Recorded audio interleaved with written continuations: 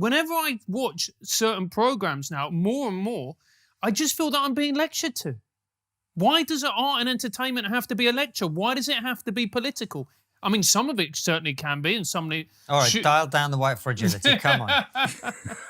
No, you can just... All you can hear, Clifton, are my white tears hitting the floor. I know. But why is that? It goes back to what I said about it. It's more of a religion than anything else. It's an orthodoxy. I just had this thought last night. Tyler Perry, who your countrymen may not be familiar with, he's a Black American filmmaker and sort of mogul who began his career doing stage plays, what are called Chitlin Circuit plays, which they appeal to a very specific demographic. And, he had this character called Medea.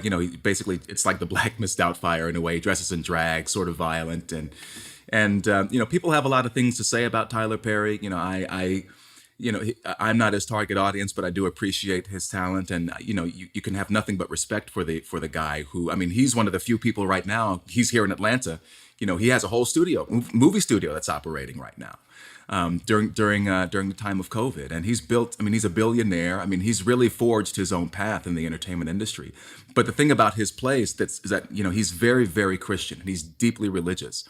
And so what you see is when you watch his plays or his films, not saying that your audience has to go and do that, but there's always a point where the narrative stops dead in its tracks, and the character either bursts into song to sing about Jesus, or some other character begins to talk about, we need to just pray right now and praise God and this sort of a thing. And I feel like that's how people feel, maybe on a subconscious level when they're watching their favorite movie.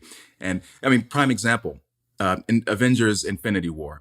I love that movie to death. And there's that great scene when they're batting that climactic Wakanda battle scene where it's Scarlett Johansson and Denai Guerrero, who's a graduate of the school that I went to, and she's amazing, and Elizabeth Olsen, and it's like the girls, and then they have like the female Thanos demon, or I can't remember what her name is, and in a way you're like, oh snap, it's a cat fight and it's a cool scene, and then you fast forward to Avengers Endgame, and everyone knows the moment that I'm about to reference, where they're in that climactic battle with Thanos, like the world is ending, everything is going bad. And then I forgot which character it was. It's one of the female superheroes, and she's like down, and they're like, she needs help. And all the female characters, who are, they suddenly find themselves converging all in the same spot during this climactic battle with all of Thanos's henchmen and demons. There's this huge war going on, but they all find a moment to unite together and have this girl power moment where it's like, she has help, and it's all slow motion, and people just watch it and they're like, oh man, come on. It's just, you've stopped the plot and the forward progression of the story to preach to me about how women are great in a manner similar to now we're stopping this Tyler Perry show to preach to the audience about how God is great. And I think that people, if they want to be sermonized to, they'll go to church. When I'm watching a Marvel movie, I want to be that weird adult in the back of the theater with his curled up with his popcorn, watching a bunch of, pew pew and CGI and people in tight suits doing, fantastical shit. I don't care. I don't care. You're talking about comic books. It's a medium that features aliens and animals, and robots as their main characters. So, I don't think that the comic book going audience or the general movie going audience, really is in the mood to or needs to be lectured to about how wonderful women are. I think a lot of them kind of feel that way, and we're inhibiting our storytelling ability and prowess by continuing to inject these sorts of. It's a great point. And the thing that makes some of these characters really fascinating, like if you take Marvel, like for instance, Tony Stark, or if you go back towards Shakespeare, it's the fact that our heroes are flawed. That's where the interesting thing is, that they have the heroic qualities, but they also have their flaws. Whatever hero it is, whether it's someone like Hamlet, who's, filled with hubris and pomposity, or whatever it may be. And it just seems that more and more we've just got these archetypes that are constantly presented to us. Yeah, it's but they're archetypes that aren't really tied to anything that we recognize as human.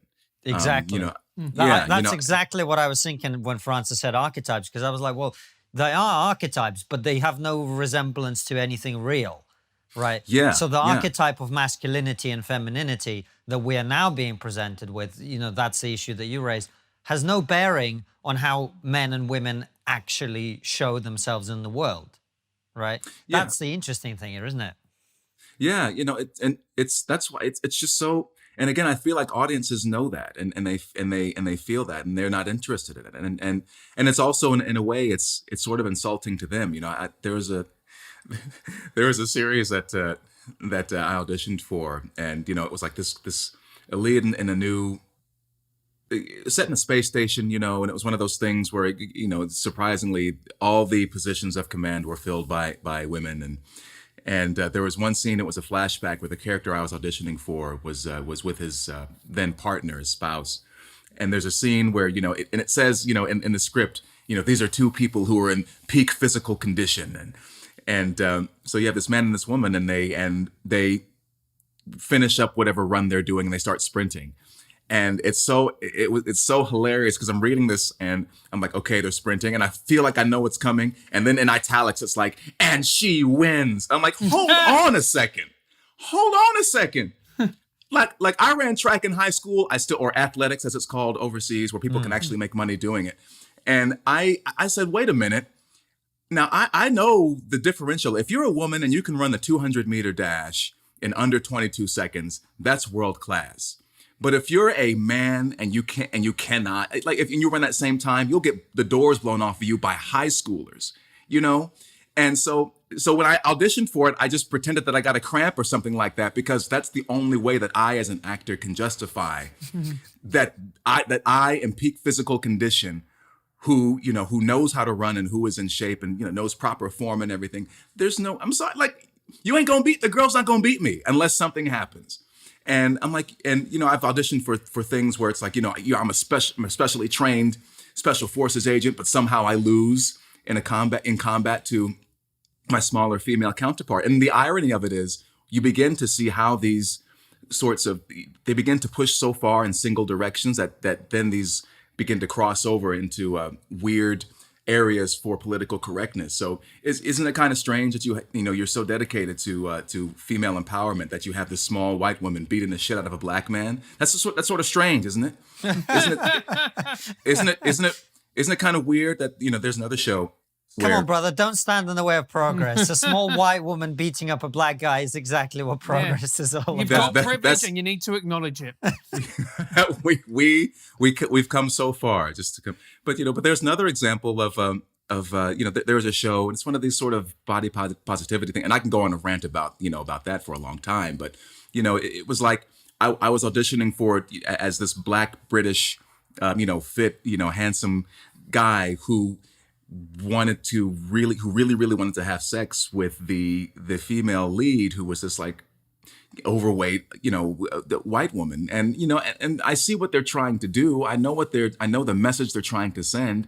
But again, me as someone watching this, I'm like, okay, if you're a big, tall, sexy British guy, you're gonna be slaying all kinds of American pussy. You're not gonna like wait up for this. I mean, so and Look, people he's can not see hard that, right, but he is very problematic, isn't he? because you have to be real. You have to be honest. It doesn't. I'm serious though, because it doesn't take away from like I appreciate that human beings are a vastly adaptable and multivariate species, and that not everybody fits into traditional boxes or whatever, and I think that's cool. It's just that don't try to get me to lie. Stop getting me to lie about this shit, because it denigrates the work and it's insulting again to the audience, because they can see it as well. Just stop lying, and they're not watching it. Look at the ratings for shows like Doctor Who or Supergirl or Star Trek or Star Wars. These franchises are now losing money, and it's because people are watching these things and they're saying this is not true. And even though you say, well, it's Star Wars, it's Star Trek, or whatever, it's science fiction, but yeah, the reasons that those stories work is because they are rooted in things that we know are true. It's why we still do Greek plays, we still do Shakespeare, we still do Chekhov, because they're rooted in human truths that we know. And And it's not that you can't tell stories, from an alternative point of view. There was a play that was recently done at New York City's Lincoln Center, which is one of the most prestigious theaters here. And I can't remember the name of it, but it was set in Uganda. The main characters were gay. And if people don't know, I believe it's still criminal to be homosexual in Uganda. And the play was this really tense, suspenseful piece about how these two central characters, these two men, they're in love and they have to hide it, but there's all this pressure from the government, from their families, and it's a really taut drama. Like but it's rooted in this thing of like, okay, people trying to be themselves and try and they're in love. We want to see people in love, but then how do they fight off all these oppressive forces? What's going to happen? These people are in danger. Are they going to make it?